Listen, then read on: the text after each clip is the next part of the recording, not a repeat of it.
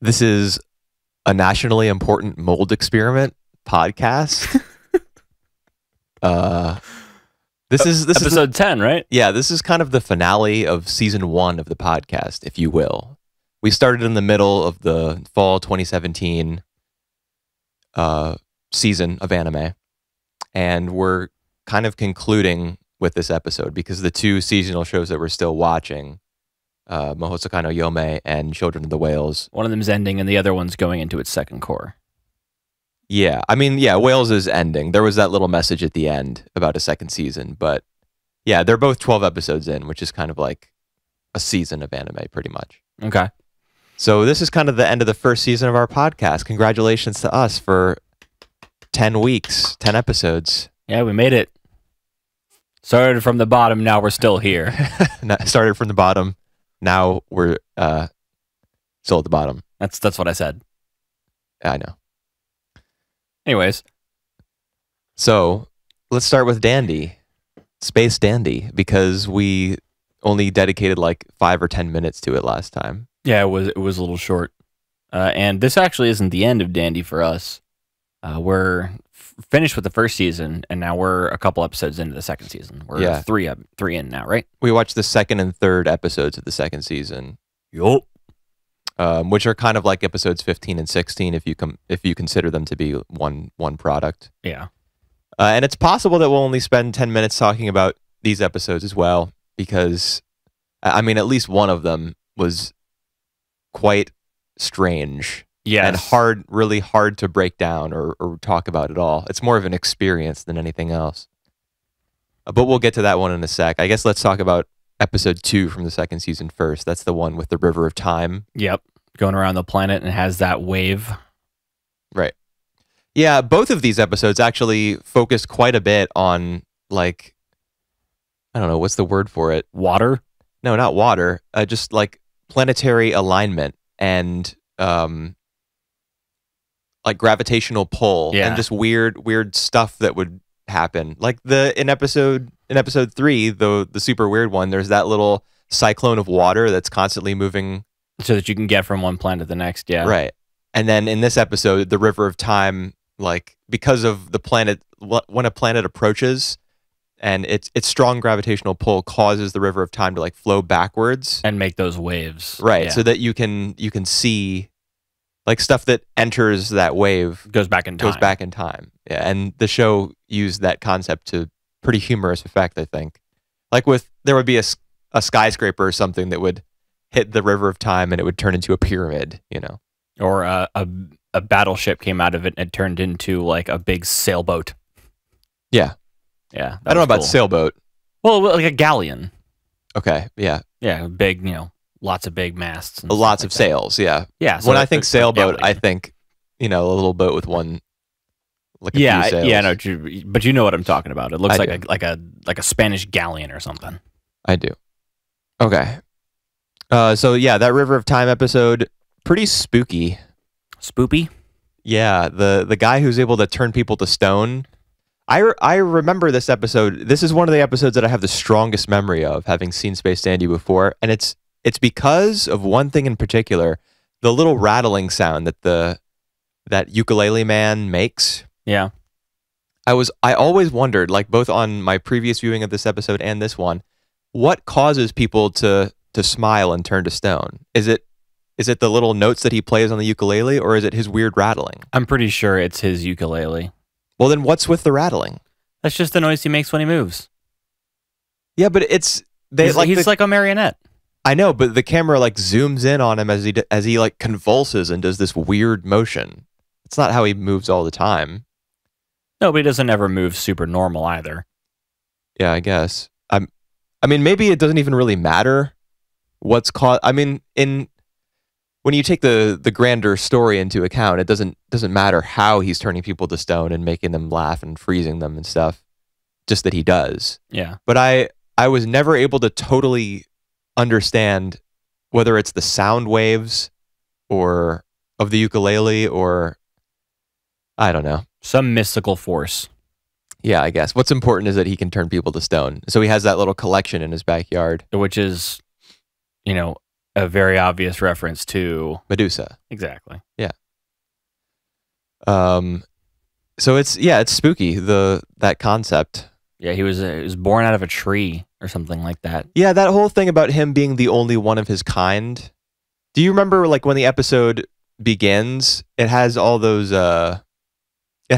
masks or whatever? Yeah, all those other creatures. Those, if you look in the garden, you see almost all of them there. Okay, wow. I'm really unobservant, I guess. I didn't realize that all those creatures, like all those faces, all those masks that showed up at the beginning of the episode were the laughing faces of people. Yeah, because he's trying to capture the perfect smile. Okay, I thought that maybe those were, because he says he's the last of his kind. I thought maybe those were like previous members of his species. He said the last of his kind, but I think a better way to say it would have been the only one of his kind. And that may have been a mistranslation. Or not miss, but hard to translate.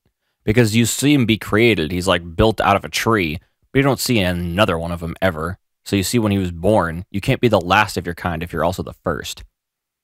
No, that just means you're both. Right, but it'd be better to say only. So because if you say last, like if you think the last of its kind, you think there were a ton before them. I guess, yeah. So I'd say the only one. But okay, so you said he was made out of a tree. Yeah, you see him like get assembled out of a tree. So and, who like, puts him walk out together? Who makes him? I don't know, the spirit of the forest or something. Okay, I have a feeling that if we were to rewatch it, like that scene in particular where he describes his origins, you might be able to pick up on something like how he was created exactly, or who made him, or why. Yeah, something along those lines. I'm sure those details are in there somewhere, because this show does have a lot of little details in it, like the melody. Remember at the start when they're arguing over this song, and then Dandy hears it again at the end. He's like, "Oh yeah, right, it's that one." So I guess his past self must have heard the song at the end of the episode, which is why his present self at Boobies thinks it's something completely different. No, that's where he remembers it from. Oh, okay. He's like, I've heard it somewhere before. Right. So his past self, which was like hanging around, I guess, in the River of Time or whatever, must have heard the song, and that's why he remembered it.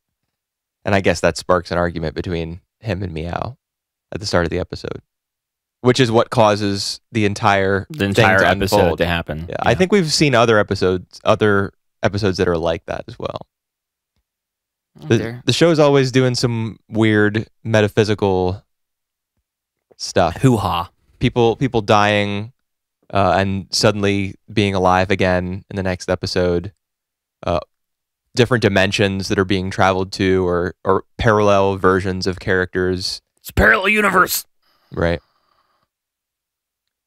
It's a creepy episode, and it's real cool how he gets to surf again, because we saw him surf in that we saw him cloud surfing.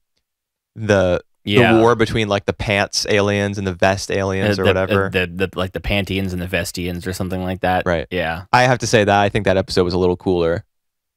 But this one, it's cool to see Dandy surfing, because that's like, one of the few things probably one of the few stories that he tells about himself that isn't a total fabrication.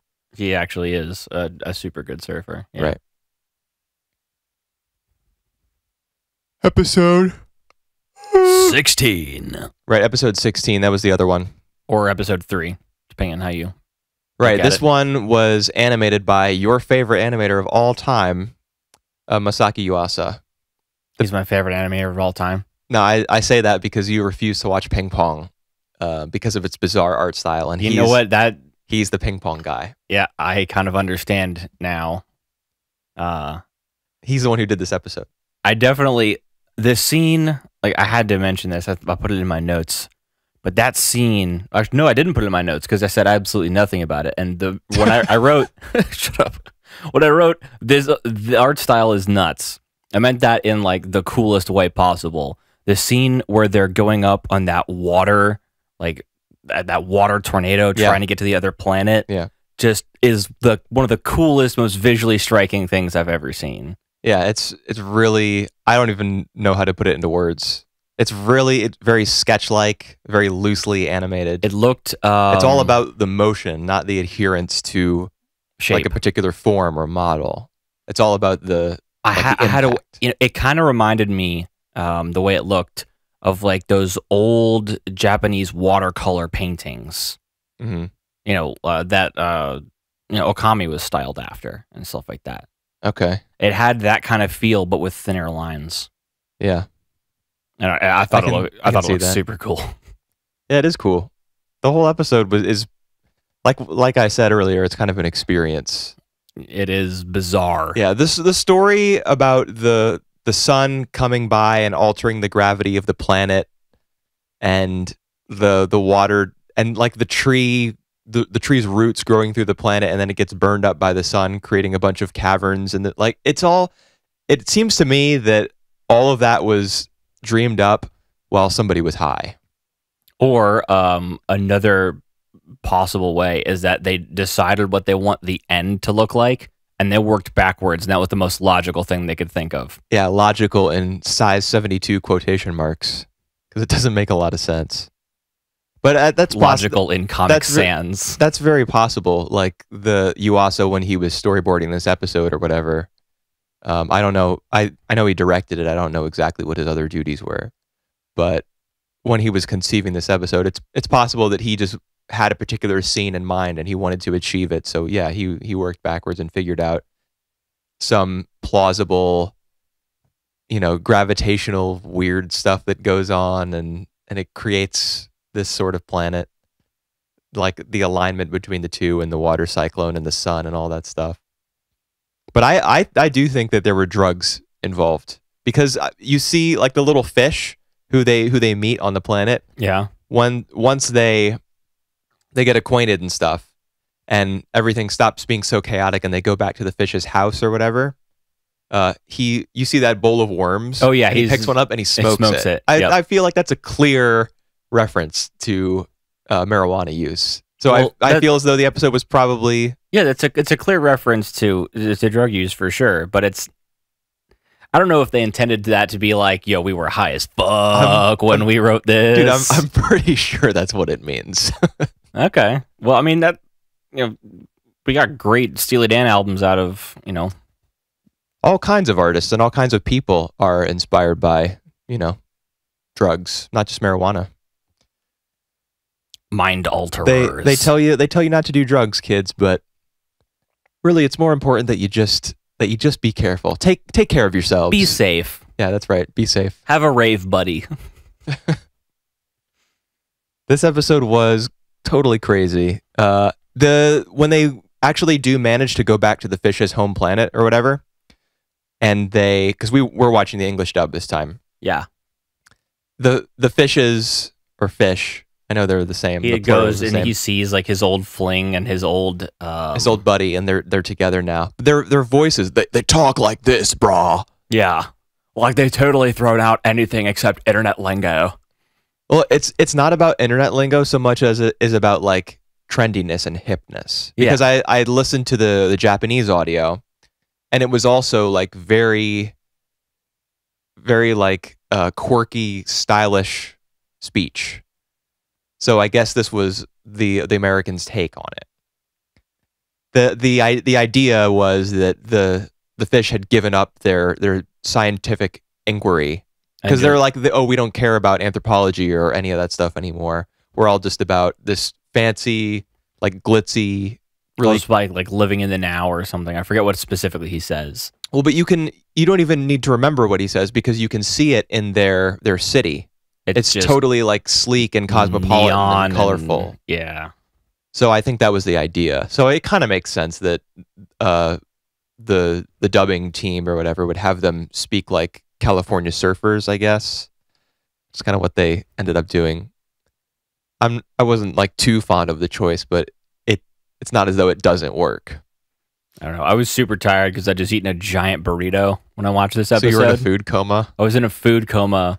And so I remember everything, but I wasn't processing it at all. I was just kind of just going in and sitting there. It's not a bad episode to watch if you have to experience something that way. I wonder if our mics picked that up. Dude, I've been farting nonstop since I ate that burrito. Like every 5 minutes on cue. All right. Thanks, Moe's Southwest Grill. Brought to you by. This was a cool episode. I thought both these episodes were pretty cool, but they weren't among my favorites. Neither of them, I don't think. Yeah, they're definitely cool, and their departure from the normal dandy like formula.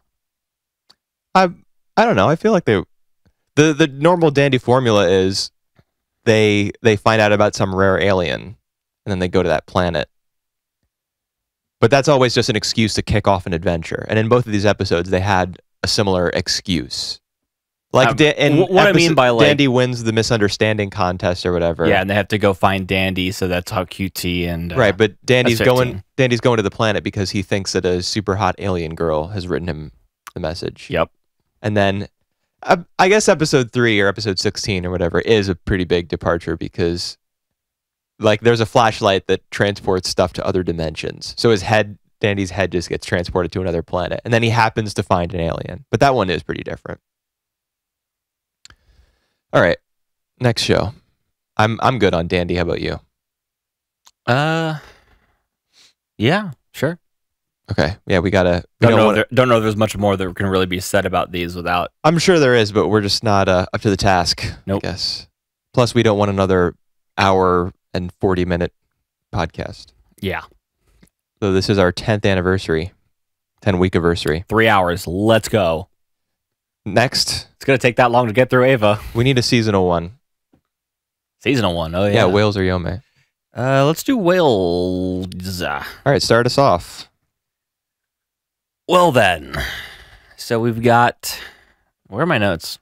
I just brought them up sweet. for you.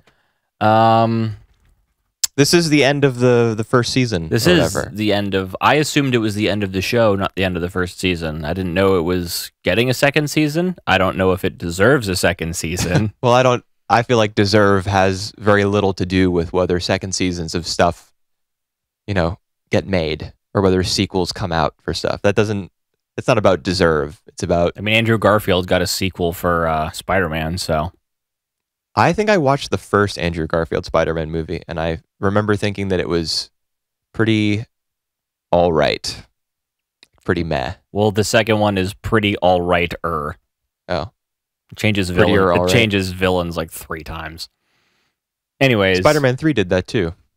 Of the same Raimi films. Sam Raimi. But it did it in a better way, I think. Are you kidding? The third Sam Raimi Spider-Man movie was trash. That's the one where Peter Parker goes goth and does that little dance thing. Yep, the little dance number. I remember. All right, Children of the Whales, though. Yes, it is getting a second season if the end of the show being like, the journey will continue, is to be believed. Yep. It's not too surprising for me, actually. One, the story kind of demands a second season, but plenty of anime. It's clear that they have stuff in the tank for the second season and they don't get it. But this was aired on Netflix. So it's possible that Netflix bucks are involved in this show somehow. And they have tons of money, so they're trying to like take over the anime market, They're throwing millions and millions of dollars at a bunch of anime that are coming out this year, including Devilman Crybaby, another Yuasa production. I showed you the trailer for it. Yeah, that looks super cool. Yeah, it's coming out tomorrow. Really? Yeah, all 10 episodes are going to be on Netflix tomorrow. I'm binging it. Trendy, dude. I said binging. Oh my god. I'm binge watching. We can talk about that next week. We'll both watch the whole thing, and then we don't have to watch the whole... Well, our format for next week's going to be different, I think. Yeah, that's what I mean. We can dedicate, a chunk of time to it. Man, we really don't want to talk about Children of the Whales, do we? No, we really don't. Okay, let's do that, though. Okay. So putting aside its production and the fact that it's getting a second season and stuff, the episode opens with the twins, right? Those 2 black-haired twins. So we're going to try to take over that. We want to be the new mud whale. Right, and with... Like, Oni speaks like 1 or 2 lines of dialogue and then... snaps his flag in half and everybody's like, well, let's leave. Yeah, dude. That was, like, annoying as hell. I was going on last podcast episode about how I thought, even though their characters are, like, lame and half-baked, the idea of marked versus unmarked is kind of cool. Right. But that just gets thrown out the window. Instantly. Instant. Oh boy. Then there's some stuff like, well, it's their revolution or whatever, their takeover is thwarted pretty quickly, but you still get that little thing from Suo, the green-haired chieftain guy, who's like, oh, I feel as though there's a huge divide between people on the Mud Whale now, which is totally stupid because as soon as they bring up the idea of rebellion, it's crushed. But then somehow Suo feels like there's a big divide between the marked and unmarked, which is never mentioned again. Well, I think that's one of the reasons he decided to tell everybody, hey, by the way, our ship is killing you. Oh, yeah, because he does reveal that to everyone, that the Falena is eating their lives rather than their emotions. Yeah, but that reveal doesn't seem to have any consequences because everyone is still happy and stuff, and they all join hands and sing again and steer the Mud Whale in the right direction. What is it? Somebody other than Suo gives a speech. I think Oni like says something, and everyone's like, "Yeah, let's go." Yeah, the show did something similar around the middle of its run when Suo was making some kind of speech, and then Oni appears and says something, and everyone is totally swayed by what he has to say, even though their perception of him must be like he's a dangerous, violent criminal. And so the same thing is happening here again, I guess. Although he was like the hero who took down the Skelos. Yep. So maybe word has gotten out, but we don't really see that happening. Not really. Something we did see happening in this episode was Chakro being the archivist for once. Yeah. And the way the scene was set up was like he's writing something and then he flashes back to like learning to read and write from his not granddad, I thought. His granddad. And then also he flashes back to Sammy, the blonde girl who died like early on in the series. And she's asking him like write down what kind of girl I am, which is it's kind of silly. But the idea is it's reinforcing his role as the archivist. Yeah, and when Suo calls that big meeting, he sits in the back and he's got like a pad and a paper out. Right. And his little apprentice, oh my god! What are you talking about? What apprentice? Did you not see the little kid who also had like a pad and paper who like came up to him? I guess I completely missed that. Like jogged up to him. That's what I was trying to say. Okay, so someone was supplying him with like more paper and ink or something? No, I think he was like shadowing him to learn his job or something. Oh, I didn't realize that at all. Yeah, or at least that's what it looked like to me. Well, I mean, on the one hand, I kind of appreciate that the show was doing that, like portraying him as more of an archivist, which is his job, and less of a guy who's just always around and is present on these stealth missions, going into other people's ships and like why? Guys, wait up! I dropped my pencils. Yeah, he just seems like he would be a hindrance in those situations. Yet he's always been involved in everything as the show's main character. I feel like the show would have been, like if Oni had been the main character, it would have worked a little better. Would have had a lot different angle. Yeah. I mean, or maybe not. Who knows, dude? I mean, we got what we got. And we got. We did. We got tricked into watching this show because it has really cool backgrounds most of the time. Yeah, I think that's why we decided to start watching it, wasn't it? Yeah, I think so. So they got us. We got some politics. What, you mean Orca? Yeah. Yeah, so that's probably going to be the big thing in season 2 is Orca attempting to, destroy them or whatever. Yeah. Capture Oni, claim the daemons for himself so that when the reign of whatever come, because we talked about that in the last podcast episode, like there's this whole mythology to the world. There's going to be another cleansing event or something. Right, but did you hear what his motivation for taking the daemons and the other ship was? What? It was to come back to his homeland, steal another ship, and start a revolution. Oh yeah, he wants to like be the leader of the world or whatever. Yeah. I mean, that's the motivation of like 25% of antagonists in the history of fiction probably is they just want to be the ruler of whatever, their country, their city, the world. And we also got some more information that people who are higher up in their society can eat something that allows them to still have their emotions. Yeah, I honestly I completely tuned that out. I saw it was called like Sarks or something. I wrote it down here. It's called It's Sarks. It's right there. yeah, Sarks, SARX. So yeah, and so Orca is gonna take that blue-haired girl who's just been like tagging along and doing and saying nothing. You're my wife. Yeah, she's gonna be his wife. She's eaten the Sarks, right? Yes. Because she has her emotions or something. Yes. Even though she's acting totally stoic and like uncaring, just commenting on stuff without ever like raising so much as an eyebrow.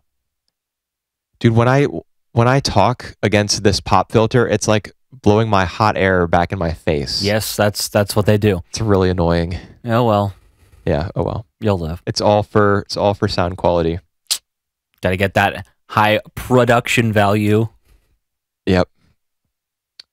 I don't know how much I don't know how much more we can say about this without just ragging on it continually. Oh, I remember the funeral scene for Masuo. Yep. Who's like a complete non-entity in the show. I shouldn't cry. Cry as much as you want. Yeah. I actually and then there's like a slow-mo scene of everyone crying. I'm like, yeah. I am so confused. I started laughing during that scene when everyone was crying about the guy going off to the sand ocean or whatever because he was dead. I literally laughed out loud. This show is pretty cringy sometimes. Yep. Not just because it goes for emotion, but because it does it goes for emotion and fails like 80% of the time probably. That being said, I was I ranked Whales pretty highly last week in the middle of the pack, I think, because I am in like the whole concept of the 3 different categories of people and the world cleansing event and stuff. I'm interested in that mythology. So I think I probably will give the new season of Whales, whenever it airs, 1 episode to see if it does anything or if it's just the same mold. Yeah, to see if it can convince me to keep watching. I really don't imagine that I will. Well, never know unless you try. Yeah. Any closing thoughts, not only on this episode but on this series? Had some cool stuff in it. Okay. And had some uncool stuff in it. Yeah. I mean, there's not too much more I can say that I haven't said just over like, the course of the last like 6 episodes. If you had to give it like 2 thumbs up, 1 thumb up, 1 thumb down, or 2 thumbs down, give it a thumb and a half down. Thumb and a half down. Okay, I can respect that. I feel that. I'd say I'd probably land somewhere on the same grade. It's not the worst thing I've ever watched. Same number of thumbs in the same direction coming from me. Cool. Next. You want to? So do you want to do Hellsing or do you want to save or do you want to do Ava? You pick. I don't care. Let's do Hellsing. Okay. This was episode 10. It's the final episode of Hellsing finale, Ultimate. The hour and 7-minute finale. Yeah, and I think it made decent use of that time. Although there was a lot of monologuing from the Major and from I don't know, mostly from the Major. Yeah, definitely. He went on a lot. Yeah, I remember there was an episode midway through this OVA where he monologued for like 5 minutes about like different ways that people like commit war against each other. Yeah, and just his love of war in general. I thought it was boring, and you thought it was like cool. I thought it was interesting. I have a decent amount of respect for the writing, like the dialogue in this show, the slightly pretentious, like endlessly flowing, kind of poetic dialogue about war and conflict and stuff. I kind of like it.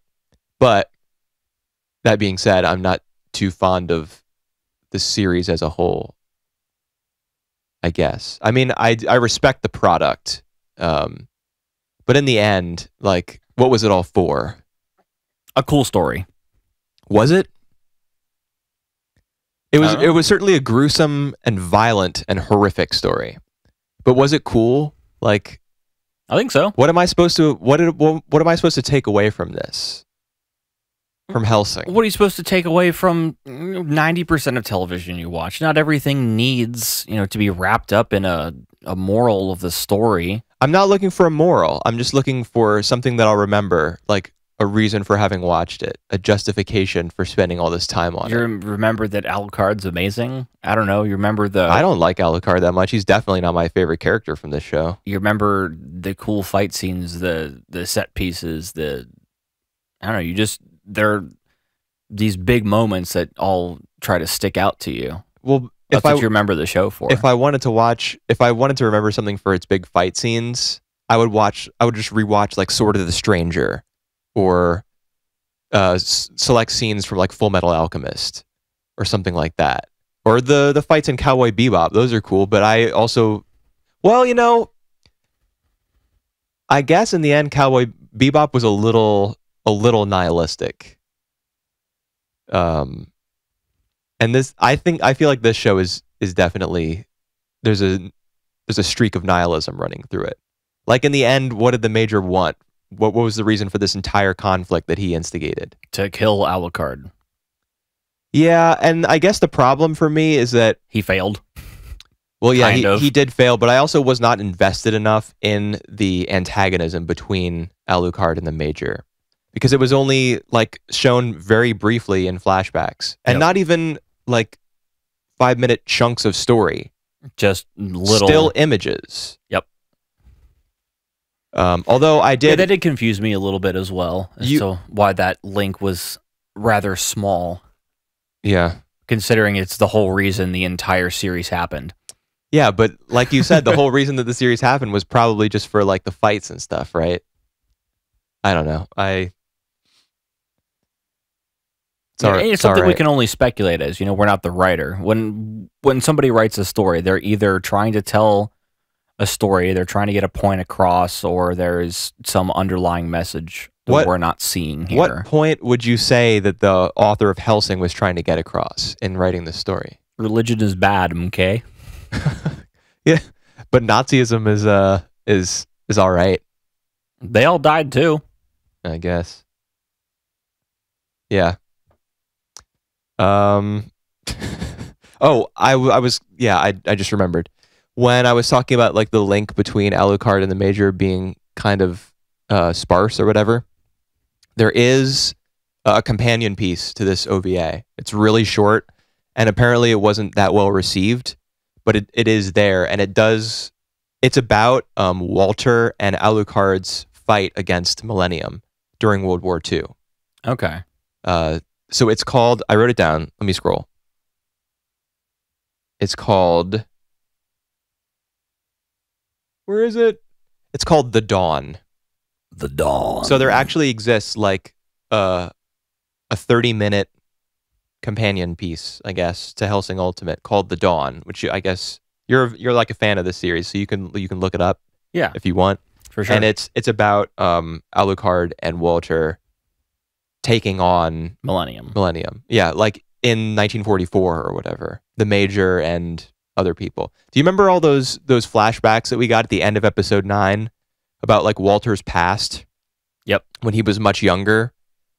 I think those scenes, all those still images came from The Dawn. That's possible. Yeah. So there'd be more information about that there. Yeah, I'll have to check that out for sure. But even though that exists, and even if that totally wraps up the Major and Alucard's story, like their link, their connection or whatever, why did Walter betray Hellsing? To kill Alucard. But why? It seems to me that it boils down to Walter is some kind of like freaky sociopath, and he just wants to kill people, and he just wants to test his strength. And so he just wanted to fight Alucard just to fight him. Possibly. Or maybe the piece you just said gives a reason why as well. Because that was, at that time, when he was fighting Millennium, that's when Alucard, or Walter essentially became like a sleeper agent for the Nazis. No, he wasn't a sleeper agent for the Nazis. His betrayal at the end or whatever, I don't think he was a sleeper agent for the Nazis, dude. His betrayal was just because he wanted to fight Alucard. In episode 9, the last episode, not the last as in the final, but the previous episode. I mean, what did he do? What was the how did he betray Hellsing? By trying to kill Alucard. Yeah. So all he wants to do is fight Alucard. I don't think he's a sleeper agent of any kind. He goes to the Nazis to become a vampire or whatever, to get the strength to fight Alucard or something. Right. But I don't know. I do wish that like Alucard's past, Walter's, and also the Major and the Doc, the guy with the 6 glasses or whatever, the trifocals. Looks like a bug. Yeah. I wish that all of their backstories were elaborated on a little more. So maybe the Dawn will do that. I might check it out if it's only like 30 minutes. And there's also like, I don't think that Hellsing Ultimate adapts all of the Hellsing manga, whatever. So, I mean, the real thing to do if you totally wanted to understand everything, I guess, would be to read the books. Yeah. So what's some cool stuff that happened in this episode? What do you want to comment on? The Major is an android. Yeah. He's some kind of cyborg robot guy. Yep. His brain is in a jar. No, his brain isn't in a jar, is it? Yeah, he said it doesn't matter whether you're He said even if my brain were in a jar, or which I'm pretty sure he was essentially saying my brain is literally sitting in a jar where my head would be sitting in, like have you ever seen Futurama? Yeah, they got all the heads. So the heads floating in liquid. That's exactly what I was picturing. Just in his brain, there's like a little jar where his head is, and yeah, but that's what he was saying was, I'm as long as I don't give in to Alucard's way of being, like taking in other people, taking in other souls and blood and stuff, to sustain merge myself with my own or whatever. He said, as long as I'm an individual, I'm a human, and it doesn't matter even if my brain were in a jar, even if my cells were somehow part of like a supercomputer or whatever. Even if that were the case, I would still be human. Which it is, because he's a robot. But his brain isn't in a jar. We don't see his brain explode everywhere, so we don't know. That's just a guess. I guess we don't really know where his brain is or how it's integrated into his mechanical body, but or if he definitely wasn't claiming that like this is how I am. He was bringing up hypotheticals. I don't know. I thought he was. That's just how I saw it. That's literally wrong. Because he at that point he was having like a philosophical conversation with Integra or whatever. Integra Hellsing Fabrux. No, you forgot about Wilhelm. You forgot about Windsor, I think. Oh yeah, the guy who we thought was a puppeteer, who we assume like the guy who fought Walter, who didn't actually fight him. He was just like, "Yo, you want to be a vampire? Cool, come to my ship." Oh, is that dude? I hadn't even thought about that. They never fought. Are you sure? See, I had assumed, and I think both of them were alive after they squared off. They didn't fight. Yeah. Well, 2 people can fight and they can both still be alive. Not in this universe. So yeah, I think we had been referring to him as like a puppeteer or something. Yeah, because we assumed that he had beaten Walter and then now he was controlling him. Yeah, but that's not the case. He's a werewolf. So he must be the werewolf that appeared in those those still images, from the previous episode, from like Walter's memory or whatever. Yep. And I guess he was tired of like the being alive. He was tired of just endlessly fighting, of being, controlled by his master, essentially. Well, he wasn't even controlled, but he was tired of serving the Major, I guess. Right. And he recognized that it was time for everything to end. It's like he was tired of his existence. So he's just like, here you go, take this. That seems to be a theme in Hellsing. Like Arthur Hellsing, Integra's dad, was describing all these like terrible, horrible creatures to her as like longing for death, trying to find an end to their lives. And Alucard spoke about himself that way a little bit at one point in the series. So I guess that was the same thing was going on here. He was like fighting for his life, but in the back of his mind, he wanted, like, his death drive was, as Freud would say, was going. Like he was searching for death. So that fight was visually very confusing to me. It was, because there was just the red-black tendril and glowy silver stuff everywhere. Yeah, it didn't.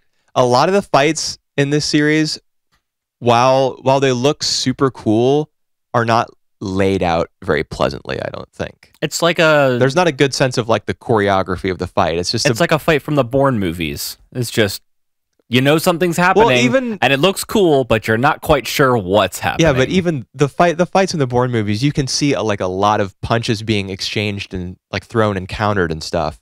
And in this show, it's more about like one character lunges at another, and you get a close up of the lunging character's face with speed lines indicating that they're moving really fast, and then they reach out their arm or their satanic tendril or whatever their weapon or is, gun, and then there's a quick cut to like an explosion, and it's not really fair to criticize anime too hard for that, because it does have to obscure its fights that way, because you just can't. There's not enough time. There's not enough money. There's not enough anything to really animate a fight. Not really, really well. And tell that to Cowboy Bebop. Yeah, well, I mean, those sorts of series are the big exceptions where you really get to see very cleanly laid out. And I mean, even stuff like Avatar: The Last Airbender has some really terrific fights in it.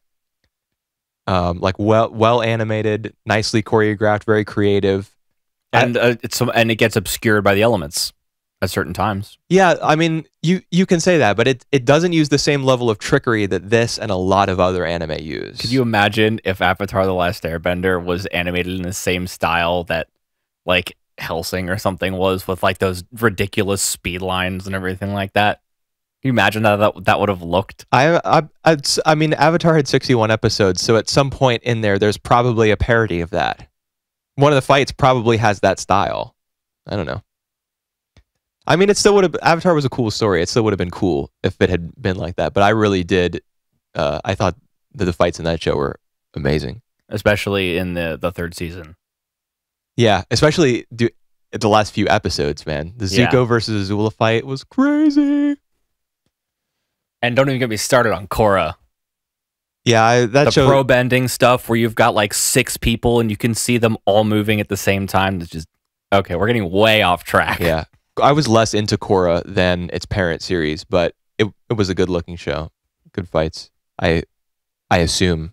I don't remember them as clearly as I do the other. I've seen Korra several times. Yeah, I know you probably own it like on Blu-ray or something. Or you have the Blu-rays in some form. I own the first 2 seasons on Blu-ray. Yeah.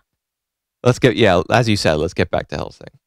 The Major referred to Alucard as. Oh, here we go. No, I can see it. The Major referred to Alucard as Nosferatu. Did you catch that? Nosferatu. Yeah, I did actually. So I was right. Ching. I get a point or $1 or something. We should start keeping a tally whenever somebody's right. Well, we already know that I'm always wrong. That's true. We had an entire episode dedicated to the fact that I'm always wrong about everything. Because my memory is so poor. Yeah, yikes. I completely forgot what I was going to say. Oh yeah, the Major refers to him as Nosferatu, so he's aware of Alucard's, origins. Alucard's Dracula backwards, right? So he is Dracula too. Wait, Alucard is. I may be the dumbest person alive. Alucard's Dracula backwards. Dude, you didn't know that? Alucard is not Dracula backwards. Alucard. Yes, it's Dracula backwards. In a lot of other vampire mythology and fiction, Alucard is Dracula's son. But in Hellsing, they're the same character. Huh. I think that was brought up in like a episode, I don't know, 7 or 8 in a previous episode. Did somebody literally stand there and be like, "Did you know Alucard is Dracula backwards?" No, there was just a hint of it somewhere, and I just picked it up, I guess. Okay. Yeah.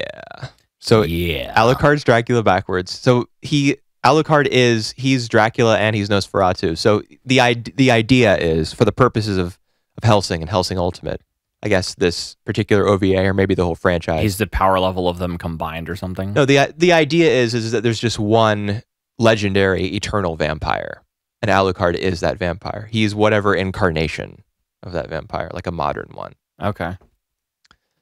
The only other anime I've seen with vampires in it was Castlevania.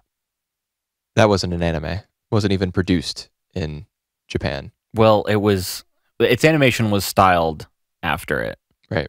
But you're right, it was produced and animated in Texas. Yeah. Let's see, what else do I have on Hellsing here? The Major's an android. Alucard is... Oh, we should probably talk about the doc, right? The scene with Walter and the doctor. Yeah. So the doctor's got something behind a curtain.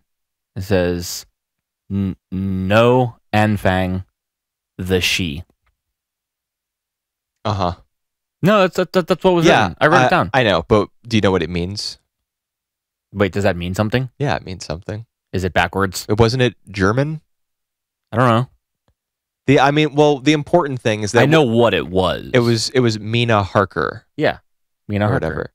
Who is so I googled her name. She is actually a character in Bram Stoker's original Dracula novel, which was written right around the turn of the 19th century. Is that correct to say? If it's like the 1800s becoming the 1900s, that would be that would be the turn of the 19th century, because the 19th century is turning to the 20th. So Dracula, the Bram Stoker novel, which kicked off like the vampire craze, I guess it is persisting to this day, because people are obsessed with, I don't know, like vampire sexuality and the concept of immortality and all that stuff. She was a character in that novel, and she sucks Dracula's blood, which causes them to have like a telepathic link. So in Hellsing Ultimate, there's some kind of connection between her and Alucard. And I wrote that she was the person who drank Alucard's blood to turn him into a vampire. Okay, I don't think that's the case. I might have written the wrong thing down. Maybe that's the way it is in Hellsing, but I don't think that's the way that the OVA laid it out. But her corpse, the doc was using her corpse, for science or whatever. The whole point of that scene was like, he's obsessed with science and scientific progress, but he's using it for all the wrong reasons. And in the end, it fails him. Well, not really, right? I mean, he dies. Well, Walter just causes a little steel thing to fall on him and he gets squished. Yeah. So that wasn't science failing him. That was his... No, I mean, the science he was doing, to create better vampires or more powerful ones. Well, he created Walter. Or all the other stuff he was doing. So that came back to bite him, because Walter's the one who killed him. Yeah, and Walter was his science, creation. The science failed his objective, which was to kill Alucard, although he never knew that. And it failed to keep him alive. I guess, yeah. Just that he was obsessed. He was obsessed with something, and it was bad. It was bad. he got very killed because bad. he was bad. All the bad guys got killed. I don't know. Do you remember the scene between the Major and Integra, where the glass, like Ceres finally shatters the glass after pulling like a rocket launcher? That was like a stationary artillery gun. Yeah, that she pulled up from the basement below him. Yeah, I guess. And she shattered the little glass thing between them. So then Integra slowly walks up to the Major who's training a gun on her, and she has a gun as well. And he's like firing at her and he keeps missing. And she continues to just slowly walk up to him, not afraid at all. Like, what? It was real stylish, but very dumb. I was just thinking in my head the whole time, like, what are you doing? Just shoot him. And then she gets shot in the face. She does, in the eye, yeah. And lives. Yes. She lives to be a super old woman because there's a 30-year time skip. Yep. And... oh, yeah, I think we kind of glossed over the fact Alucard dies briefly. Dude, that was weird. Well, not briefly. I wish we knew a little more about Schrodinger. He wasn't... He was always present. Like, you always saw him once he was introduced, like in the background of a bunch of different scenes. But it was never focused on for very long. Yeah. Well, do you remember Zoran Blitz? Mm-hmm. The woman with all the tattoos all over her body who could like invade people's minds and stuff? When she's losing, he invades her mind and is like, hey, you're dead. Yeah. Bye. And leaves. Yeah, like, you failed us. You kind of get the impression that he's the one who kills her. Like, he's the one who kind of destroys her mind. That's the impression I got anyway. Although, yeah, she had suffered terrible wounds at that point. At Ceres's hand, I think. Or tendril. Right, yeah. Glowy red and black thing. Glowy arm thing. Yeah, but Schrodinger's cat is talked about in this episode. Like, until you open the box, you don't know whether the cat is alive or dead. So the idea is, this is my recollection. Schrodinger, like, as long as he's aware of himself, he exists. But if he's not aware, if he loses self-awareness, he, like, ceases to exist. So Alucard absorbs him because he cuts off his own head and jumps into all the blood.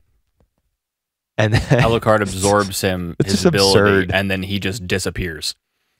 Yeah, well, the Schrodinger becomes one of, like, millions of souls inside Alucard, so he loses his identity. Yeah, his self-awareness or whatever, which causes Alucard to, like, disappear, fade out of existence. Yeah, I mean, I get the idea, but it's kind of, like, goofy, and also Schrodinger was essentially just a plot device to get rid of Alucard. Yeah. So, I mean, I felt okay about that being the case, about that happening, but it's not great writing. No, I wouldn't say it's super great either, but it did its job. But then Alucard, well, I mean, but if you just judge a story's construction based on whether or not it does its job, then all stories do their job and that they arrive at some sort of endpoint eventually. You have to be like more critical than that. Yeah, I see what you're saying. But it kind of makes sense, and there's kind of a poetry to it. They rhyme. But it's not, like, super satisfying. Although Alucard does come back because he spends 30 years killing every soul inside of him except himself. Although I'm actually never clear if he kills everything except himself or everything except Schrodinger. Well, I guess it is Schrodinger. That's the way we would say it as Americans, but they were calling him Schrodinger, the Japanese. Yeah, but we can say Schrodinger. I think we can definitively say that Schrodinger is alive inside of him because he says that little thing about I'm everywhere, and I'm nowhere, which is the same little line. And he just appears out of nowhere rather than, like, regenerating and, like, growing out of his old seal or something. Right. He just shows up. Yeah, that's very distinct from all the, like, emerging from a sea of blood and souls that he's done in the past. He definitely does just materialize. So I think he and Schrodinger are now, like, one. Because Schrodinger says that same thing about, like, being everywhere and nowhere. Mm-hmm. And so now Alucard and Schrodinger are united. He's and his the only power soul. level has gone up to a ridiculous amount because Schrodinger can't die, technically speaking. I guess. Because he's everywhere and nowhere. If you kill him in one spot, he's in another. I don't know what the metaphysical implications of Alucard's... Well, you see Schrodinger cut off his own head. Well, yeah, that. I think he had a special way of being able to kill himself.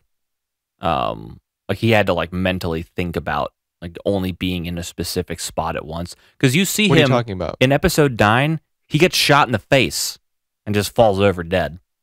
Dude, I don't even remember that. Integra is going up into the blimp, and Schrodinger's there. He just pulls out a gun, shoots him in the face, and he falls over. Oh. He dies, like, 6 times.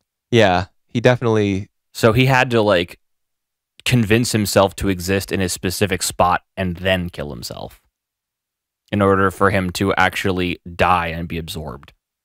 Okay, that's interesting. Yeah, his character definitely requires a different mode of thinking to understand. Which, if he has the same ability of power that Schrodinger had when he was killed 6 times and it never took once, and he was always everywhere and wherever he needed to be, and now Alucard, in addition to his ridiculous. Well, he doesn't have power. that super ridiculous power anymore because he doesn't have all those souls inside of himself. He killed them off. Get those back.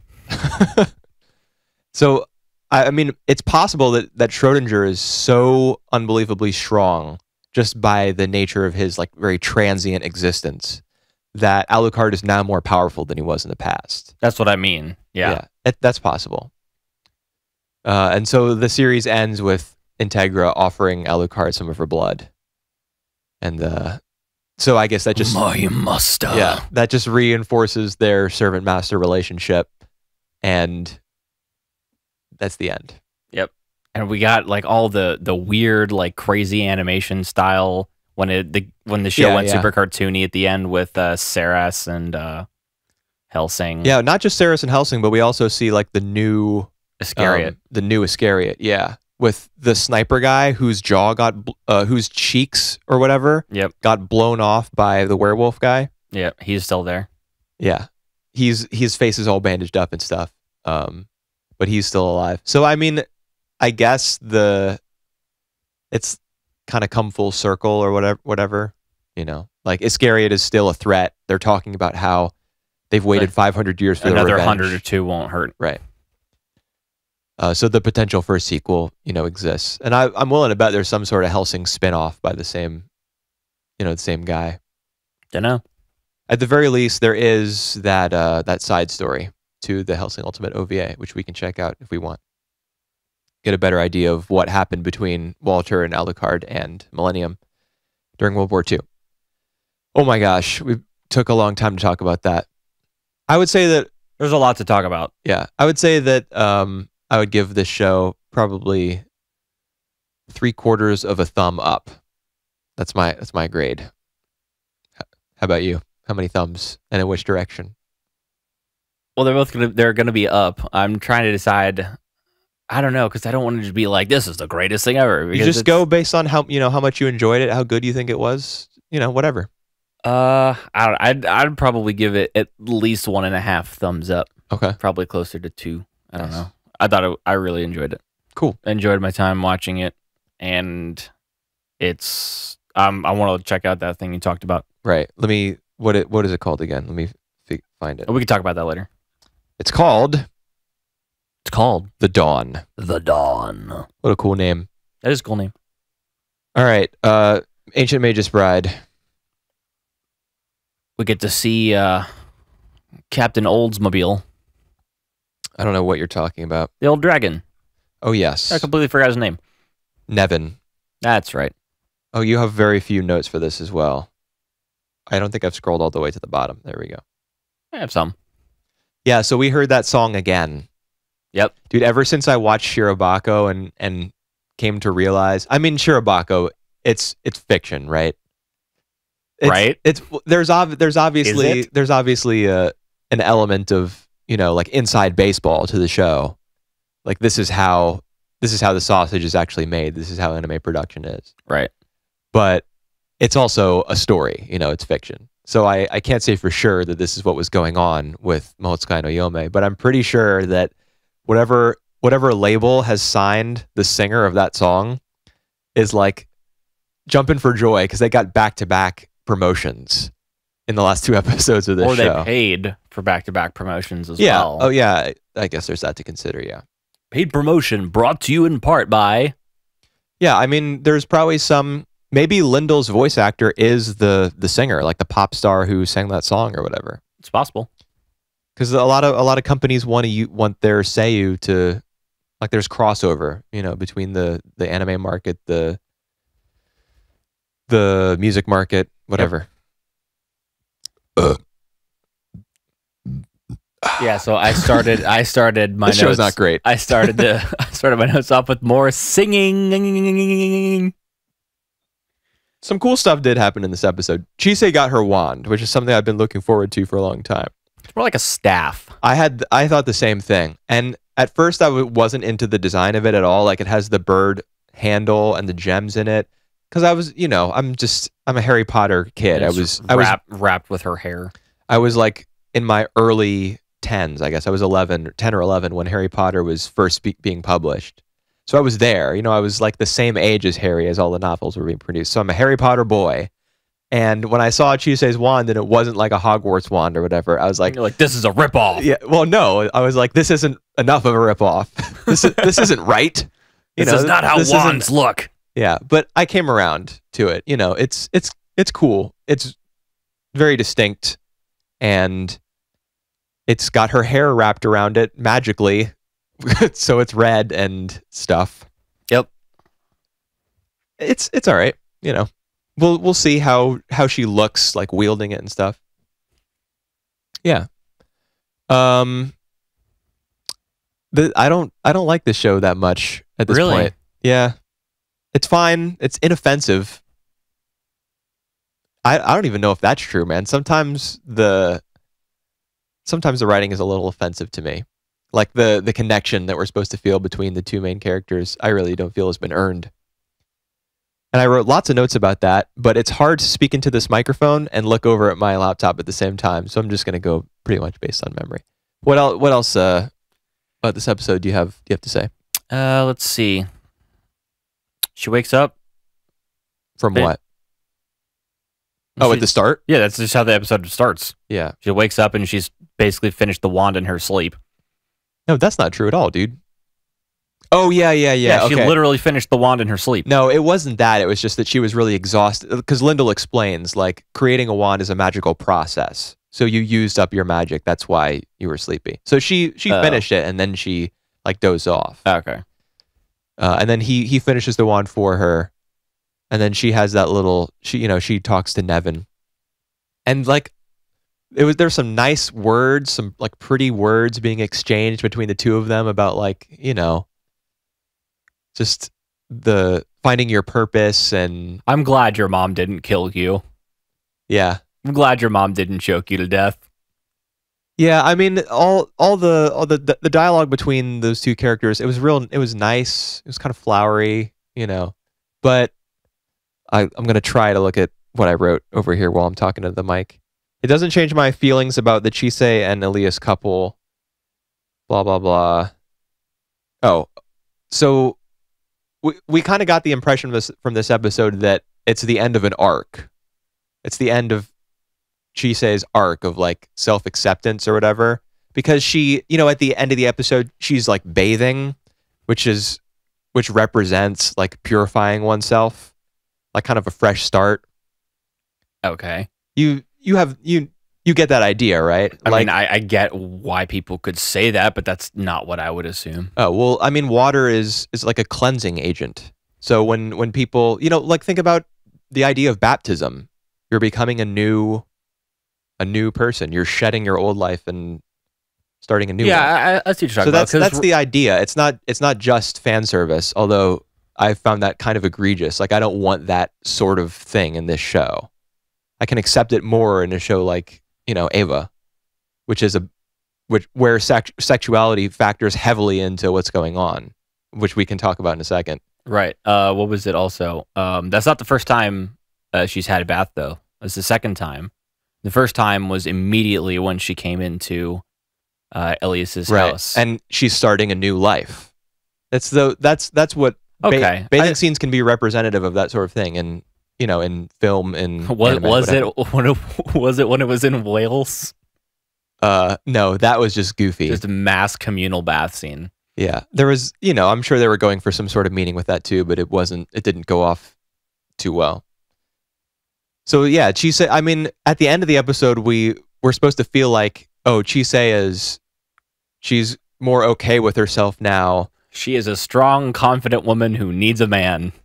Well, the whole idea of her being like, I don't know, just having come to terms with herself a little bit more. I would have loved for her depression and her anxiety. Yeah, anxiety and just like potential for suicide and all of that. I would have loved for that to span, and maybe it will, but I didn't like seeing such a clear resolution here. I would have loved for her to be that kind of withdrawn, depressed person for the full 24 episodes and be like, I don't like that she was so willing to trust. Yeah, I think Elias even makes a remark at that. Yeah, like you're I don't get this. Yeah. Why do you you're trust so trusting? Me? Yeah, it doesn't make very much sense to me, dude. But that's, and I could, if I were being paid to, I guess, I could rewatch the whole show and write volumes about how it's not very convincing, the progression of their relationship, or even putting their relationship aside, Chisei's progression into a more stable, more self-accepting person. Progression from I'm going to jump off this school and kill myself to I love you. Well, I don't think it's been that drastic.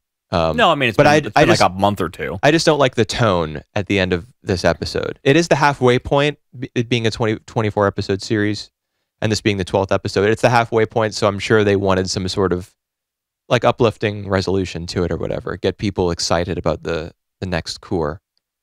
But I'm not... You're not digging it? Not really, no. Not down with it. This can be one of the shows that we watch, though, because we're going to watch a bunch of winter 2018 series, see what we're going to pick up for coverage. And if it does well, then it'll stay. If not, then yeah, goodbye. All right, man. Oh, Chisei flying. She turned into a phoenix. And flew home. Yep. That's a pretty big deal. And we got the extended version of the intro. Right. So we had 2 musical numbers this episode. Right. Yeah. And, I mean, it's cool that she can turn into a phoenix. It's awesome. So she's got a lot of magical power, obviously, as a slave beggar, and perhaps her wand, like when she wanted to go home, she summoned the fire sprites or spirits. Perhaps unknowingly. I don't know if that was her intention. But that's what she turned into. It's like one shows up and then a bunch show up. And I was like, oh, that's bad. Yeah, I didn't understand what was happening until like she turned into a phoenix. Oh, I thought it was pretty obvious. Like, whoa. You thought it was obvious when the fire sprites showed up that was what was going to happen? I mean, I wasn't immediately thinking Phoenix, yes. I thought she was going to apparate like in Harry Potter. I thought she was just going to call on the fire spirits to aid her, like to give her magical power, and then she would appear back in... I don't think we've ever seen anybody teleport in this universe yet. I don't know about teleport. Well, if she apparated, I guess that would be teleporting. Yeah. Yeah, maybe we haven't. But I guess, I mean, it's way cooler visually that she flew. Yeah, although, dude, do you remember during that flying sequence that you get one really beautiful kind of shot where the camera is moving like this around her, and you get those constantly redrawn images of her face as it changes angles where she's a bird, which must have taken so much effort. Oh my gosh. So that was amazing. But then it cuts to like a still shot of her above the clouds. And it's just like as far drawn out as possible. Yeah, and it holds on that shot for like 20 seconds. I timed it. It was 15 seconds of a static image that's just slightly zooming out. Nothing's being drawn. It's just the same image that is getting... Well, it's not one image. It's parallaxed. What do you mean by that? Parallax is when you have multiple images that move at different speeds in order to convey depth. No, that's not what it was. No, but I mean, there were like, I was looking because I was like, this is moving on for a while, and a couple of layers of the clouds are separate, but it still does kind of look like a static image. It just gives it a little more movement. Ah, I see. Well, isn't that just drawings of there are individual drawings of clouds that are just moving at a different rate? Yeah, basically. So yeah, I guess it's not fair to say that it's a still image, but it was still it was not the same, much going on. It was the same shot, like composed in the same way that didn't change for 15 seconds. They had to wait for the song to finish, dude. Well, that's one thought. I hadn't considered that they were trying to time it to the song. But I think what's more likely is that are you remembering the scene that I'm talking about where it's her as the bird, it's close up on her face? And they loop it like 9 times. No, not looping. Well, once it goes around once. It doesn't go all the way around. The scene seems like it's only finished a third of the way. Because it starts like over here. Oh, was it a super close up? Yeah. Okay, now it's the one you're talking about. I'm talking about the one that was a little further out where she's like twirling. That was a loop. The stuff would come out. Yeah, that looped like 6 times. Yeah, it did. No, I'm talking about the one where it's real close in on her face. And every frame of that goes done. Yeah, every frame of that is a new drawing. Yeah. Yeah, I saw that. That's crazy. So That's it seems to me like they They just poured all of their time and effort into that little scene, and everything else was padded out. They handed that off to a different animation studio, gave them a budget, and they said, "Hey, we can do this." They got 6 frames into it and went, "Nope." All right, we're almost at 1:10. We haven't even talked about Evangelion. So here's the challenge: we're gonna finish talking about both of these episodes of Eva in 15 minutes. That's impossible. Okay, well, we're gonna try it as soon as we get to 1:10, which is happening in 2 seconds. All right, let's go. Episode 19. All right, thanks for that. It's the aftermath of Shinji's robot getting, like, control being taken from him, and Unit 01 beating up Toji's robot. Can you Yeah. scroll me up? Yeah, because I got a bunch of notes for this. Yeah, I took a full page worth as well. Yep. So Shinji threatens to, like, destroy Nerve. Or, half of Tokyo. I think he specifically mentions I can destroy half of Nerve. Yeah, it's like I've got 183 seconds I've got 3 minutes and 5 seconds of power left. Something like that. I can destroy this entire facility. Yeah. So Gendo increases the pressure of the LCL or whatever, knocks him out. Afterwards, Shinji is brought into Gendo's office and charged with, He's like, we could charge you with all this stuff. And he's like, I don't care. I'm leaving. Right. So as in episode 4, where he runs away after piloting the Eva for, I think, the second time. You remember that episode, right? Yeah. Where he leaves. That's like one of my favorites. And I'm sure I went on about it for way too long. You did, because it was he went camping, right, with the other guy. Yeah. Shoot, what is that guy's name? Kenji or something? Kato. It starts with a K. So yeah, Shinji resigns. Kawasaki. Shinji resigns again, but by the end of the episode, he's back in the Eva.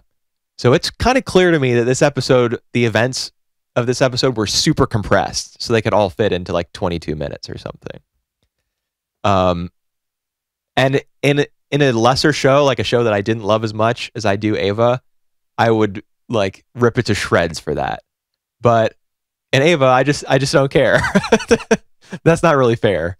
But he went from being like, I'm never piloting an Eva again, to let me in the Eva in the span of, Well, in the last time when he left and he came back, there wasn't like another angel walking around just blowing everything to smithereens. Right. He came back of his own volition slowly, and he realized he's like, this isn't what I'm supposed to do. And this time he's firm. It's like, I got to do this. And then new angel shows up. Everything's dead. Well, everyone's dying. He sees Asuka and Rei getting BTFO by the angel. Yeah, and like 2 hits. Yeah, but what I'm saying is, it makes sense that would convince him to go back to Nerve and be like, let me pilot the Eva, because he has come to, care for Asuka and Rei. He's on, and Misato generally, and a lot everyone of the people at Nerve. Yeah, except his dad. Right. Well, he cares more about his dad, I think, than anyone. But he also hates his dad for all the terrible stuff that he's done to his son. But it just happens really quickly. Like, the show doesn't allow Shinji the chance to be on his own and not in a robot for a full episode like they did in episode 4. They just introduced the angel. They threw it into the mix real quick. But that's cool, I still really dug this episode. I think they might have done it as like an ultimatum to him, essentially. It's like, you can have your freedom or we can all die. It's your choice. You can let us die or you can save us. Right. And so he chose. That's kind of what Kaji talks to him about. Yep. He's like, shouldn't you be doing something? Well, this is all I can really do right now. I'm just going to water my plants because that's where I want to die. Yeah. Kaji he convinces him. Yeah. And I don't remember exactly the course of their conversation, but Kaji convinces him that there's something that he ought to be doing, that there's something he can do, so he ought to do it. Oh man. Then we get into the meat and potatoes of this episode. What's that? All this stuff we find out at the end and in the middle. Okay, so what's that stuff? Go ahead, because we got to fly through this. We're trying to do it in 15 minutes. Okay. We'll just bring up one thing in particular. So Angel or Ava 01. Ava 0 and 2 are just gutted by this new angel. Yeah, Asuka's Ava gets both of its arms and its head cut off by the new angel. And the new angel appears so fast and it wreaks like so much havoc. Yeah. Because the angels have been getting more and more threatening and like striking closer and closer to the heart of NERV. Right, because they're after something. Yeah, well, they're trying to unite with A.N.I.M E. And that's what we learned. Cause the third impact. Yes. No, we don't know why the impact is caused. No, I think that's what Kaji says to Shinji, is that when an angel unites with A.N.I.M E, the third impact will happen. Right, but we don't know why them meeting causes the third impact. That's what I mean. As of yet, no. Yeah. We don't know. And Unit 01 will not accept Ray. It will not accept a dummy plug. It just sits there, and Ikari says it's rejecting me. Right. Why does he say that? Well, we know that Avas have a human will, right? They somewhere have in them, some form of free will and some form of sentience. He thinks that whatever will exists, whatever consciousness exists in Ava 01 is rejecting him, like his plan. So it's like, I don't want you to do what you want to do. It only wants Shinji. I think that's what we can infer, is that it won't take anybody except Shinji. Because there's a link between Shinji and Ava 01. Because in the which is still not explained entirely. But we knew from the very first episode that was the case, because Shinji's like, "Why'd you call me here?" And Gendo because says, only you can pilot this. Only you can do it. Right. And he's been trying to find workarounds for that by doing those cross tests where other people get in different Avas and creating the dummy plug. Gendo is trying to cut Shinji out of the process. Like, he doesn't want his son around. And so he's trying to but Shinji have full control of it, and the Ava's just, nope. Yeah, sorry. Shinji is still required. Yeah, integral to the process. Yep. Okay. Also, when he finally does get in the robot and, fights the new angel, loses an arm, and the angel he loses power. The angel wakes up on its own and destroys the angel. No, the Ava wakes up. The Ava wakes up on its own, destroys the angel, eats its S2 engine, and ingests it and gains it itself. So why does the angel have the S2 engine? Is it because... It didn't. What? It didn't have one. Yeah, it did, and Ava 01 ate it. Well, the angel had the S2 engine. That's what I'm saying. Did I misspeak? Why did the angel have the S2 engine? I think... Is it because it was in Area 51... when everything disappeared. Yeah. And it just absorbed it. So you think an angel took the S2 engine? Or the S2 engine is the core of an angel. Maybe. I don't remember too much about what an S2 engine is. I think it might be they were trying to power an Ava with the core of an angel, and it just went haywire for Unit 04 and just disappeared in the middle of nowhere. And I think the core of an angel might be an S2 engine. I don't know that for certain, but that's a guess. So the Ava eats the S2 engine, or what looked like the core of an angel to me. Yeah, well, it eats the angel. Yeah, just and the relevant parts. The engine along with it. And it also grows human-looking limbs. Yeah, it's lost its in the battle, grabs a piece of string essentially from the angel, attaches it to himself, and then it grows into an arm instantly. Right, a human-looking arm. Yeah. Dude, one thing that didn't make sense to me, and we can use this as a segue between episodes 19 and 20, that they say that the angel's completely out of their control now that it's eaten... Or the Ava. The Ava is completely out of their control, but they get it back down to NERV HQ. It shuts off, or it just goes to sleep. Right, but they said that it was totally out of their control. It doesn't make sense to me that they would be able to get it back underground. Because at the end of episode 19, it's screaming. It's making that horrifying, that really scary kind of mournful noise. It had also broken its not armor but armor bindings to try to keep the restraints that Ritsuko and Gendo, I guess, put on the Avas to conceal their true form or their true strength. So having broken those limits, or some of them, and being so crazy and uncontrollable, how do they get it back down below ground? It doesn't make sense to me.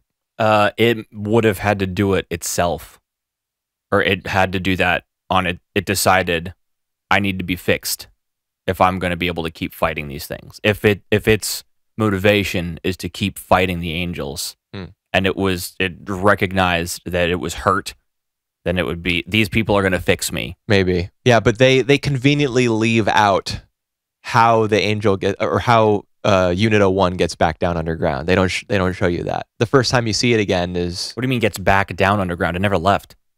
What? It never left underground. Oh, dude, the whole fight's in the geofront. You're right. Oh, man. Wow, that's really big detail to overlook. Yeah, the fight is like in Nerve. The angel actually gets down through the main shaft into Nerve HQ and like even breaks through the wall where they project all the data whenever they're fighting an angel. And its face is like several feet away from Misato and stuff. Misato and Ritsuko. Yeah. And Eva 01 just come on and slams them through the wall. Right. That's true. But the thing that confused me is that everyone like emerges from that big room, that big like combat center or whatever, and out into a place where there's it's a more natural looking setting. Yeah. That's where the fight happens. Yeah. But yeah, you're right. Which is in the geofront. Yeah, you're right. Okay, cool. So I guess it's a little less inconsistent that the angel is like bound up by Nerve again. Or Ava. Yeah, the Ava. angel. Oh my god. We know there's some sort of connection between the two, so I guess that connection in my mind is making me call the wrong one. I've made the same mistake a couple times as well. Yeah. It makes a little more sense, but still, the robot was the Ava was totally out of control. Unit 01 was also referred to as she. That's true. So yes, it's gender. Who calls it she again? Ritsuko. Yeah, that's right. Because she created it. Well, I think Gendo probably created it, right? Well, she and him created the Avas together. Well, in episode 20, I think she references a bunch of stuff happening at Nerve before she got there. I don't know if she... I have a bunch of like actual quotes of what people said in my notes for 20. Yeah. Just so I couldn't take them out of context. Well, just because you have exact quotes doesn't mean you can't take them out of context. Well, no, I mean, just so I couldn't say the wrong thing. Yeah. I do that sometimes. Yeah. Here's something important about episode 19. I don't think we're going to be able to get this done in 3 more minutes. Oh, God, no. In episode 19, Rei says, remember Rei, like Asuka is getting totally destroyed by the angel, and Rei has been dispatched. She doesn't even have a weapon except for that N2 mine. Yeah, because she's missing an arm. And they're like, Rei, what are you doing? And she says, it's fine. Even if I die, I can be replaced. Do you remember that? Yeah. What do you make of that? The dummy plugs. I can be replaced with that. Yeah. I guess that's true. So episode 20. I don't think there's anything else about 19. I'm sure there is actually, but let's do episode 20. But the last thing that really happened is basically Seal won't stay quiet about this, and no one's sure if Ikari wanted this to happen or not. Right, but it's definitely not proceeding according to Seal's plan. We keep calling them Seal, but in Evangelion they call them Sele. Oh, okay. But we can just call them Seal. I don't care. There's 2 E's in a row. Like as an English speaker, you see that your mind just goes one way. Yep. Yeah. So Seal's not happy, which leads us directly into episode 20 because they're the first thing that show up. They start talking. Right. Dude. See you later. Episode 20 was crazy. So Shinji has been absorbed into the Ava, which is why its sync rate hit 400%. He's not been absorbed into the Ava. He's been like, I think they refer to him, if I'm not mistaken, he's in like he's in a quantum form. Yeah. And the components that make up a human body have been like dematerialized into the LCL. Yeah, and now so the like LCL form. Like somebody says that now the LCL resembles what the seawater was like in primitive Earth. Yeah.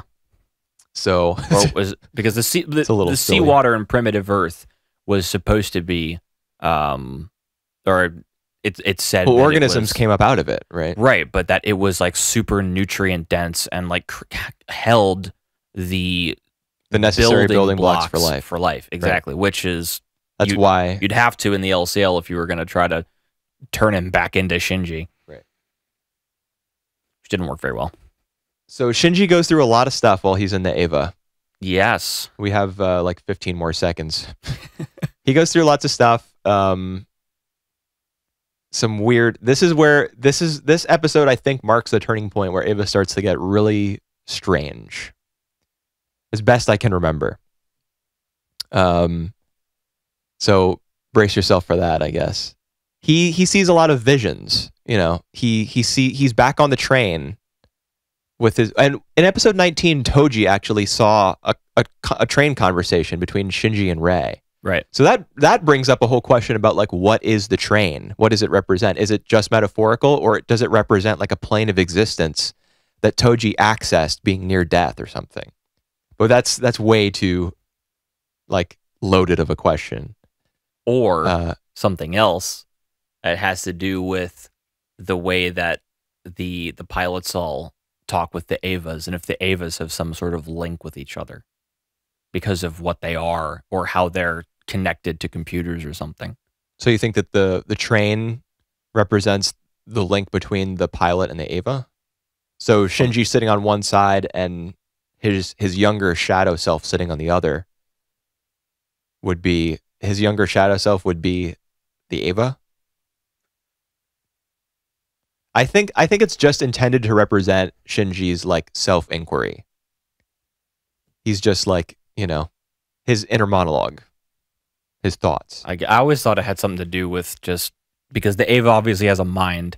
The Eva's mind was created by somebody, so that mind would have an implant of what a person would look like at a specific time. I kind of think that the young version of Shinji was representative of the one angel that he got absorbed into with the Sea of Dirac. I think that the young Shinji is like the angel having a conversation with him. I think that's something that we talked about. So maybe Shinji has like become corrupted by that angel. Like a part of that angel is still in him. And that's why he's still able to have that little train conversation. That shadow self that he talks with is that part of the angel that's still present in him. I don't think that's a spoiler because I don't think that's really confirmed at all. It's just a theory. And it's not like significant to the plot, I don't think. Oh man. We've passed the mark. Yep, for sure. You are now out of emergency power. Please find a nearby plug. What? Evas, run out of power, run out of time, need a plug. Oh, so we're supposed to find a plug because we ran out of time? Yep. Okay. Sorry. So Seal didn't want an S2 engine in an Eva. Yeah, ever. let's forget about that, dude. Let's just talk about the big stuff. Okay, we get the little Shinji remembers a bunch of stuff about himself and about his parents while he's in the LCL or whatever. Most notably the little line of dialogue between Gendo and Yui, his mother. If it's a boy, Shinji. If it's a girl, Rei. So is that confirmation that he and Rei are siblings? Maybe. Or maybe they never had a second child. So then who is Rei? We still don't know who Rei is. I still think that Rei may not be entirely human, or that she was like maybe she is the Human Instrumentality Project or something like that. She was the first. If the Evas were one of the first creations from Adam, maybe she was the second. No, Evas aren't Adam's creations. Evas they're created by studying it. Yeah. Yes. Because that's what I think Misato says to Ritsuko. Did you just copy what you found at the South Pole? Yeah. And I think that's what they found at the South Pole. I'm sure the original would be appalled to hear this. Yeah. Not a copy. It has a human will. So Evas are based on Adam. Yeah, but they're not. They're copies with human wills. A human will instilled into them.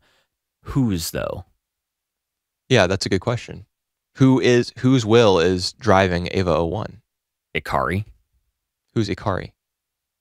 Shinji's dad. Oh, it's Gendo. Oh, Gendo. Whoops. Ikari is their family name. Right. Okay. Yeah, Gendo. So you think that his will is in... Oh, okay. Interesting. But would that be possible? Because Gendo is obviously still a person. His brain still exists. Well, it doesn't mean they can't copy it. Yeah, but wasn't that the whole thing about like the dummy plug was just a copy? There's a copy of... And that's why it's not perfect? There's a copy of Rei. Yeah, well, it's not a perfect copy like the Magyar of Ritsuko's mother. Well, it's obvious that the Evas aren't perfect copies of human will either. I don't know, man. There's obviously still a lot more. Yes, there's a lot that we have to learn in what, 6 episodes? The next 6 episodes, from what I can remember, 21 to 24 are pretty dense with information, and 25 to 26 are just completely weird experimental freakouts. And then, but in a very strange way, like they're not totally psychedelic or anything. You'll see once we watch them. And then end of Evangelion, that's where like all hell breaks loose. That's the real, like, cherry on the sundae or whatever. Cherry on the crazy train express. Yeah, things are gonna get nuts. Though maybe not as quickly and as drastically as I'm making them sound out to be. So yeah, Shinji, I see in your notes that you say that Shinji was essentially birthed by the Eva. The Eva. That's a very interesting way of putting it. And very well, I can't say too much more about that actually.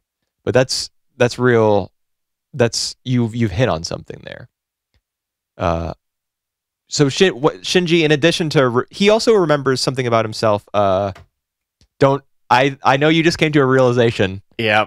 And don't say what it is. Don't shoot. Why can't I say what I shouldn't have remarked like so. I know whose will it is. Yeah, whose? Yeah, it's Shinji's mom. Yeah, dude, I shouldn't have pointed out the fact that you said birthed by. If all of you had said was birthed, I would have made that connection. Well, maybe, yeah. I just shouldn't have commented on it. I was trying to toe the line between like pointing out that when you were on the right track and also not like committing to an answer and not spoiling it entirely. Yeah. I mean, that's not a huge spoiler. I mean, it's kind of big, but doesn't it make sense in light of what happened in this episode? Yeah. While he's in the LCL, he has those visions of Misato, Asuka, and Rei, who are asking him to become, like, asking if he wants to become one with them in body and mind. Right. And they repeat like over and over. And then at the very end, it's Misato, and then Asuka, and then Rei, and then a fourth woman whose face is covered in shadow. And he's even seen his mother before when he was in the Sea of Dirac, I think, and he was stuck in the Eva. I think he heard his mother then, didn't he? Yes. And saw her, yeah. I also noticed he also says, like, there are, if you go back and rewatch Eva, it's astounding how much sense it makes. There's so many little references to small things that once you know everything. Yeah, it makes it obvious. Like the Eva, there's even more to this that I don't want to get into. But right. The Eva saving, Shinji, just being like, okay, good. Yeah, there's that, but also there's more stuff. What were you gonna say? There was something funny I pointed out. One of the words during Shinji's out of existence experience was boobs. What do you mean? A bunch of words were flashing on the screen. They all mean different thing, and one of them was boobs. Yeah. Thought that was funny. And when a bunch of different people are speaking, and their voice is represented by a straight or horizontal line, a vertical line, a left diagonal, a right diagonal. Yeah. Shinji's dad is the only one that's not a straight line. It goes down, over, and then down. We'd already seen that, actually. Right, but this is the first time I had thought that there was a reason for it. Because the line was broken. It just makes it like visually distinct. I don't think it was meant to be visually distinct. I think it's meant to signify something. What would that be? I don't know. Not yet. I might be able to come back to it once I know more. Yeah, Gendo, he's definitely an important. All of his importance to the story, we don't know his full importance to the story yet. There's more. There's more in store for every character. So the Eva does essentially give birth to him. So what is LCL then?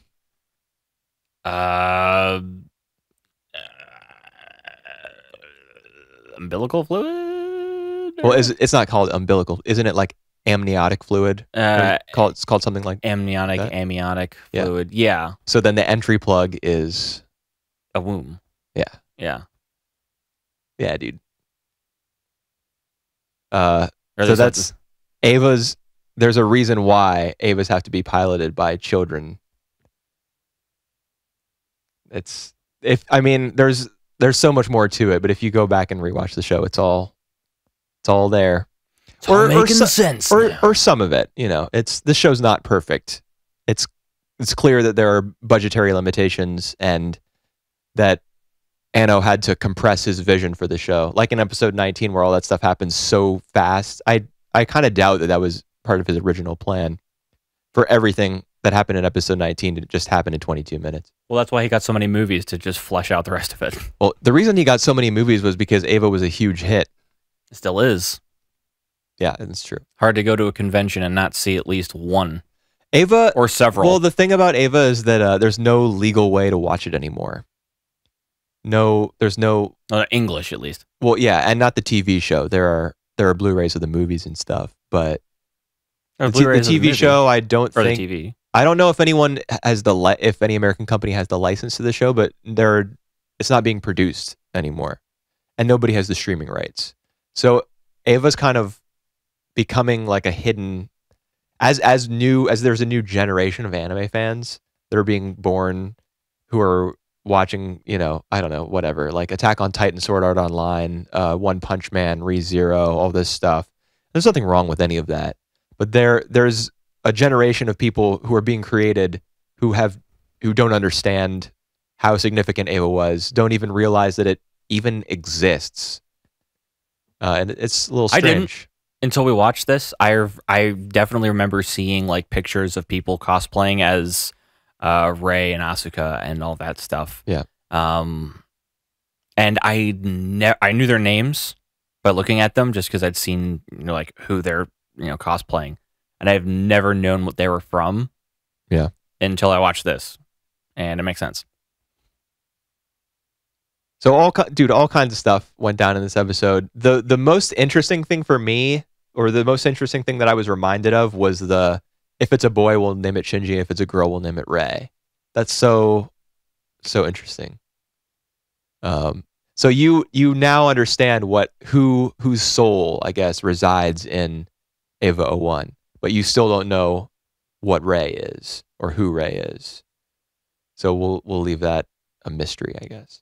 Maybe Rei is an adopted child, which is why if U01 keeps rejecting her, just being like, "You're not actually my child." Right. And it's like not by blood. Yeah, that's now that you know that Yui is inside Eva 01 or whatever. It kind of disproves the idea that Rei would be Shinji's sister. Yeah. Or even twin or whatever. Because if they were biologically related, if Yui had given birth to both of them, she would probably. I never really Rei. thought they were to begin with, but I mean, it seems it's if you didn't know about Yui being inside Eva 01, it would be pretty. It would kind of make sense. For hearing that thing that Gendo says about if it's a boy this, if it's a girl that, you would definitely think to yourself, or at least I did when I first watched the show. I didn't. Oh, okay. It's because I'm so cool, man. No. That is the reason. All right, yeah, and at the end, there's the love scene between Kaji and Misato. Of course, it's off camera because you can't show. I mean, there's nudity in Eva, but you probably can't show sex, even on late night Japanese TV. So it's just a static image and audio. Yeah, pretty much. And then, hey, that doesn't go there. Yeah, so the pill. I completely forgot what the pill was for, and I cheated. I went online and looked it up. So it's not just like a morning after pill or whatever. Well, I had My guess. Well, the simplest explanation is that it's a cyanide pill and you can just kill yourself. All right. That is, I guess that's pretty simple. The simplest explanation is be like, with what's about to happen in the next couple of days, you might need But this. she says, like, don't put things in there. So Kaji was trying to put the pill in. Yeah. That doesn't make a whole lot of sense. Even knowing what I know about, like, what the pill is, what its significance is, it still doesn't make that much sense that she said that. I think that was kind of like a fan service thing, because the show's full of that. But it's not a cyanide pill. So at first, and guess, it's not a. I mean, it does something. I don't know what. It's not a morning after pill either. I didn't think it was. Yeah. That would have been way too simple for this show. Yeah, and it also doesn't make sense. Like, why would he be trying to put him? Like, yeah, that's not something right. you take that way. Oh my gosh, we're already past 1:40, dude. Oh no. Asuka's still being a brat. Why? Why did you think she was still being a brat? I don't know. She was still like complaining that Shinji showed her up when Shinji was basically just like liquid. Well, he defeated the angel. That's why she was talking that way. Because she pilots the Eva to prove that she's the greatest or whatever. Right. So I just, she's complaining and like throwing a little tantrum in her room, and so I just wrote Asuka's still being a brat.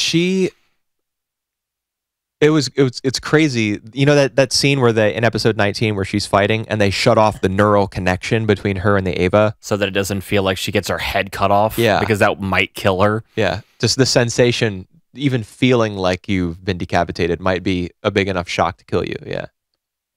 That seems pretty intense. Although she lost her arm before that, and she was okay. So she must have felt her arms being cut off. You saw her like this, but she wasn't screaming or anything. All right, let's go ahead and wrap this up, man.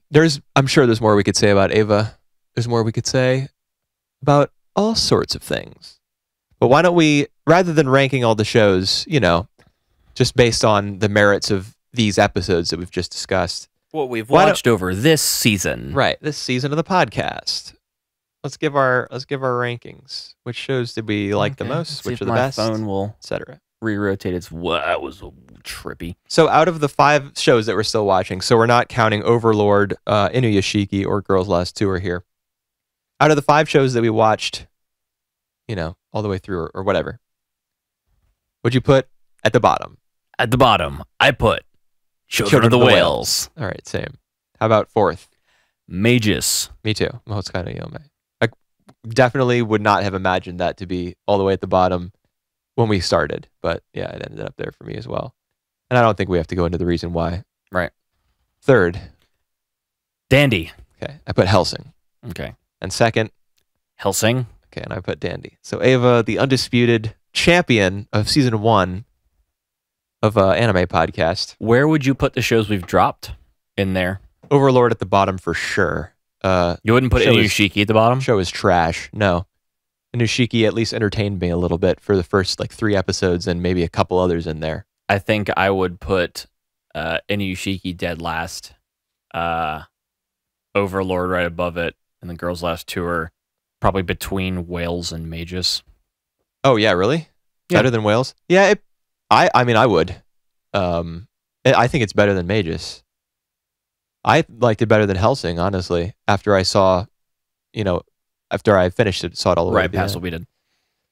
Yeah. I mean, Hellsing looks way, way better, but especially this last episode is better. Oh boy, this podcast was long. Okay, so thanks, Ava. Thank you, everyone who is listening to this. I don't know how many people that is, like 3 or something. Thanks for listening, guys. If you made it to the end of this episode or to the end of this season of the podcast, we're going to be back with a bunch of new shows that we're going to be talking about. Yes, what are we doing next week? It's going to be, aren't we planning on watching 10 shows or something from the new season? And then we're going to... But they're not all airing until the end of next week. The season's already started. Yeah, I know, but a lot of shows don't air till, what did you say, was the 21st or something? Yeah, well, I don't know. That's pretty late. No, not the 21st, but it's possible that a week from now, some shows that we want to watch won't have aired yet. So I mean, maybe we take a week long break or something, or we just do a Dandy and Ava episode or whatever. But coming soon, I don't know if it'll be next week or 2 weeks from now, but we will have our impressions of a bunch of winter 2018 anime series. We're gonna watch a bunch of them, pick like 5 of them that we want to do, and we're gonna take it from there. So I guess happy Deciversary. Is that a word? Decaversary. Decaversary. Yes. Happy Decaversary, everybody. Thanks for listening. Bye. See ya.